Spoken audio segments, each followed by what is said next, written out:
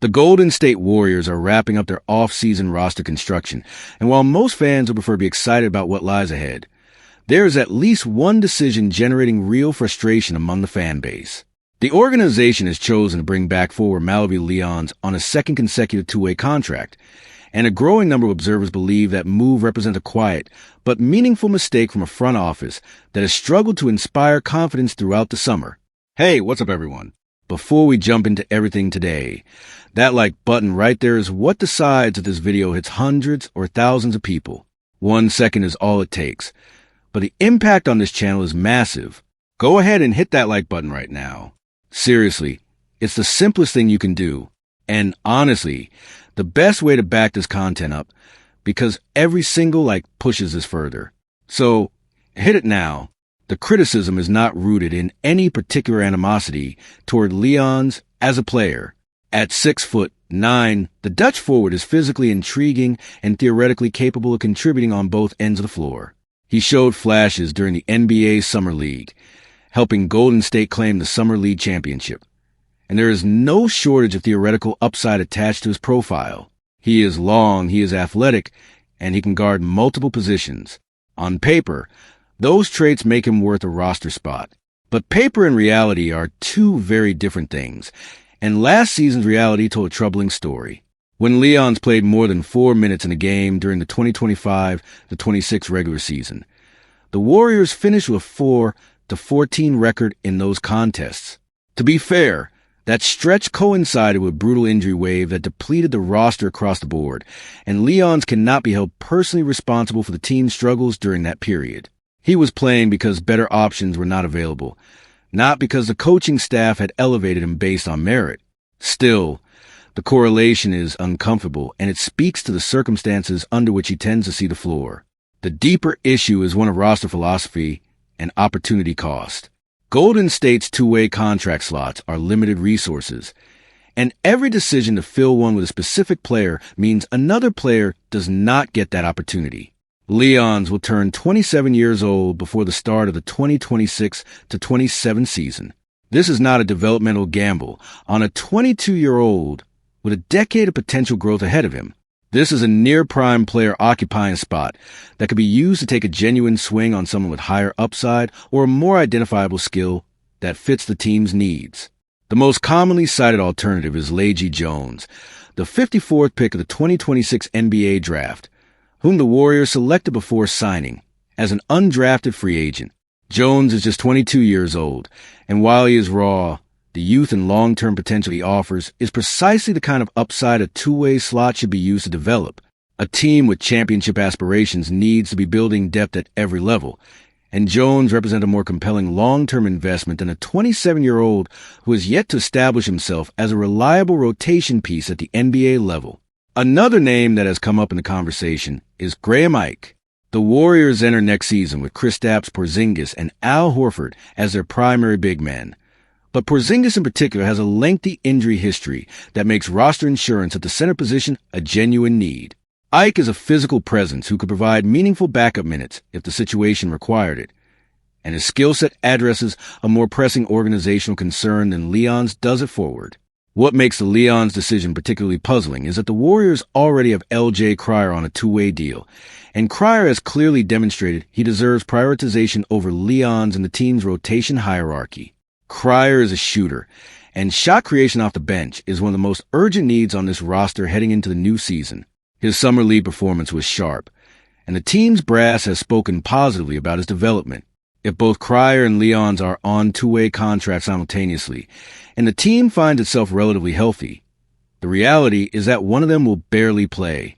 Cryer, given his skill fit and performance level, should be the one earning those minutes. None of this is to say the Warriors' season will rise or fall based on a single two-way contract decision. It will not. Golden State has bigger questions to answer at the roster level, including how Kristaps Porzingis integrates into the system, how young players like Yaxel Lendeborg develop, and whether Stephen Curry can sustain the level of production needed to carry this team back into genuine playoff contention. Those are the central storylines of the 2026-27 season. But roster construction is an accumulation of decisions, small and large, and this one reflects a front office pattern that fans have grown weary of observing. Throughout this offseason, Golden State has been reluctant to take meaningful risks or explore new avenues for building the team. The Leons' retention fits that mold. It is safe, it is familiar, and it avoids disruption.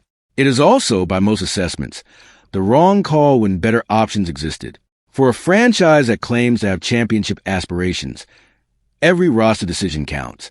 And this one left something on the table. The Atlanta Hawks made a bold roster move this past month, trading for Oklahoma City Thunder guard Lou Dort in a 3-team deal that also involved the Dallas Mavericks. On its surface, it is a transaction that strengthens Atlanta's wing depth and brings a proven two-way player to a franchise looking to build around Trae Young. But for those who have followed the Golden State Warriors closely over the past half-decade, the move carries a deeper significance. It is a reminder of what the Warriors could have done with James Wiseman, and chose not to. The Hawks took Zachary Rizicher with the first overall pick of the 2024 NBA draft. In his 2 seasons in Atlanta, Rizicher failed to meet the expectations that accompany a number 1 selection. Head coach Quinn Snyder essentially benched him during the team's first-round playoff series against the New York Knicks, turning instead to Jonathan Kaminga as a primary forward off the bench. The message was clear. Rizicher was not delivering, and the organization had seen enough. What Atlanta did next is what separates competent front offices from passive ones. Rather than clinging to the pick's draft pedigree or waiting to see whether another season might unlock something in Rizicher, the Hawks moved immediately. They packaged him in a trade before his value eroded further and received Dort in return, a player who brings defensive tenacity, shooting off the catch, and playoff experience. By acting decisively, the Hawks turned an underperforming asset into a genuine piece for their competitive core. The parallel to Golden State's handling of Wiseman is both instructive and painful. Wiseman was taken with the 2nd overall pick of the 2020 draft, a selection that drew immediate skepticism given the available talent at the position. Players like LaMelo Ball, who went 3rd to Charlotte, Onyeka Okongwu at 6th, Denny Avdija at 9th, and Tyrese Halliburton at 12th all represented alternatives that would have provided more immediate and reliable contributions to the Warriors' championship window. But the pick itself, while questionable, was not necessarily the fatal error. The more damaging mistake came in the offseason following the 2021-22 championship. By that point, Wiseman had played an uneven rookie year and then missed his entire 2nd season with a knee injury. The Warriors won the 2022 title without him on the floor. That was the moment, with Wiseman's trade value still intact, because other teams could imagine themselves unlocking his potential when Golden State should have moved him. He was a mystery box with upside, exactly the type of asset that fetches maximum return in trade negotiations. Instead, the Warriors held on. Wiseman returned for the 2022-23 season and struggled badly in the early months. By the time Golden State finally moved him, they received Gary Payton II back in a 4-team deal.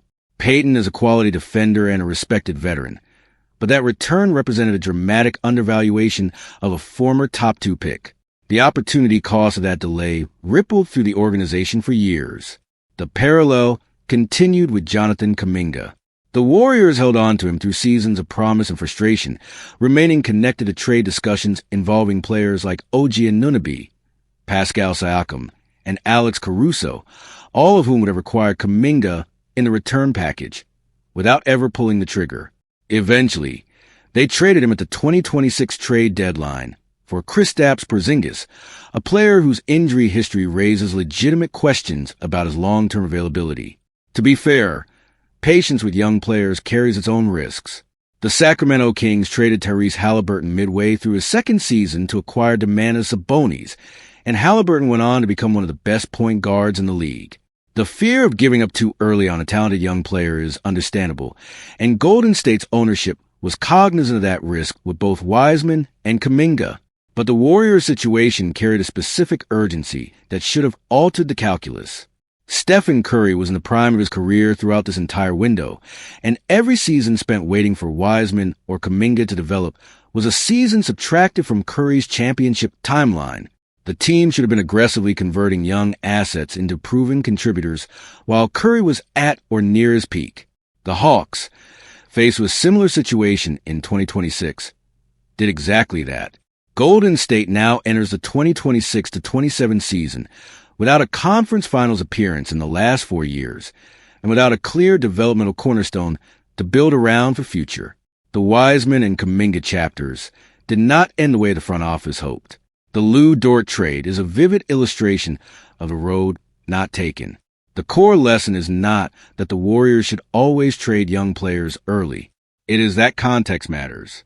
When your franchise cornerstone is Stephen Curry, a player whose competitive window is finite, the calculus for holding versus trading must tilt toward the present.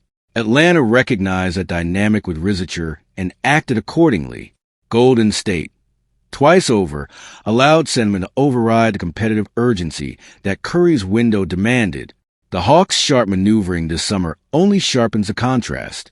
When LeBron James officially announced his decision to sign with the Philadelphia 76ers earlier this summer, the Golden State Warriors were left to process one of the most discussed misses of the offseason. The Warriors have been connected to James throughout the free agency period, and reports indicated that landing the 41-year-old superstar would have likely required a seismic roster move, such as acquiring Anthony Davis from the Lakers to sweeten the pitch. Golden State never completed that deal. James went to Philadelphia, and the Warriors moved on a quieter and largely disappointing offseason by most public assessments. But as July turned to August, a new development out of Philadelphia offered Warriors fans a reason to feel something other than frustration about missing out on James. Just over 2 weeks after James made his announcement, ESPN's Dave McMenamin reported that Kevin Love's representatives had been in contact with the 76ers front office.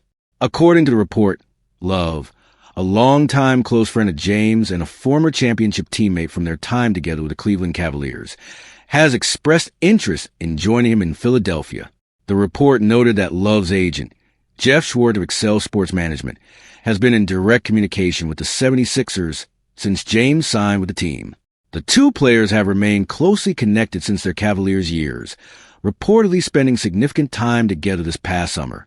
Love, a 5-time All-Star with an NBA championship on his resume, has not played in the league recently and would be returning on a veteran minimum type arrangement at best. But his desire to play alongside James again is apparently genuine. And the situation has already created a management dilemma for Philadelphia's front office before the team has even held its first training camp practice. This is a dynamic that the Warriors can now observe from a distance rather than navigate firsthand, and that may ultimately prove to be one of the quiet benefits of missing out on James. LeBron has been one of the most dominant players in NBA history, and his recruiting ability is genuinely unmatched. His presence on a roster brings attention, talent, and championship credibility that few players in the game can offer. But it also brings a complex web of relationships, expectations, and informal influence over roster construction that has affected every franchise he has joined. The Cleveland Cavaliers built and rebuilt around LeBron's preferences across 2 stints. The Miami Heat navigated the social dynamics of a super team that James helped engineer. The Los Angeles Lakers made numerous roster decisions that were openly influenced by James' circle and relationships. Some of those moves worked. Many did not. And in each case, the front office faced a perpetual balancing act between giving James what he needed to win and maintaining organizational control over personnel decisions. Philadelphia is now stepping into that reality.